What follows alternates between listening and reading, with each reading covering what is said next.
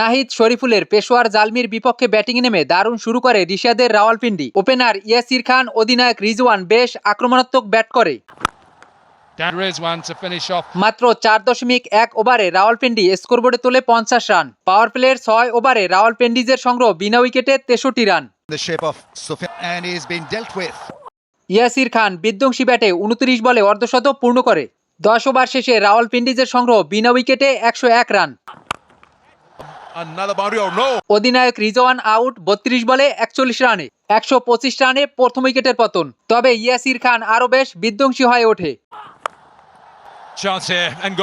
ইয়াসির খানের ইনিংস থামে 46 বলে 83 রানে। 15 ওভারে রাওয়ালপিন্ডিজ স্কোরবোর্ডে তোলে 2 উইকেটে 152 রান।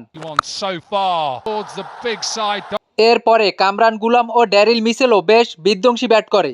183 রানে তৃতীয় উইকেটের পতন। কামরান গুলাম করে 20 বলে 37 রান। শেষ দিকে ড্যারিল মিচেলের 13 বলে 23 ও স্যাম বিলিংসের 8 বলে 18 রানের বিধ্বংসী ইনিংসে 20 ওভারে রাওয়ালপিন্ডিজের সংগ্রহ 4 উইকেটে 214 রান।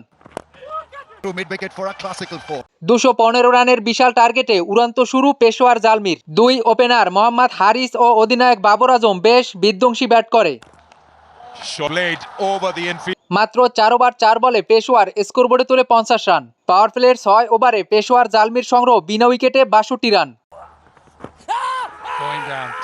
অধিনায়ক বাবর আজম আউট 28 বলে 39 রানে। 78 রানে জালমির প্রথম উইকেটের পতন। মোহাম্মদ হারিসেরও বিদায় 28 বলে 47 রানে।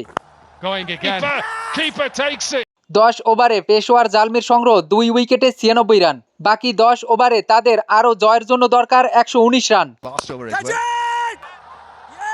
আয়রন হার্ডিরও দ্রুত বিদায় 10 বলে 8 রানে। টাইগার লেগ স্পিন রিশাদ হোসেনের উইকেট শিকার। দারুণ শুরু করা কুশল মেন্ডিসেরও বিদায় 17 বলে 31 রানে।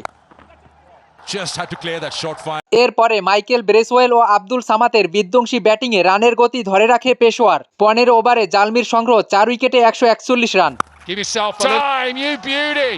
আব্দুল সামাদ করে 11 বলে 33 রান। মোহাম্মদ আমিরের উইকেট শিকার। ম্যাচে টান টান উত্তেজনা, শেষ 12 বলে দরকার 21 রান।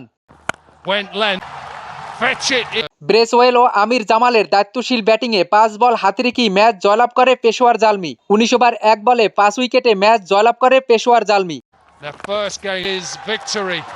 জামাল 5 বলে 17 ও ব্রেসওয়েল 17 বলে 35 রানে ছিল অপরাজিত। রিশাদ হোসেন 4 ওভার 35 রানে শিকার করে একটি উইকেট।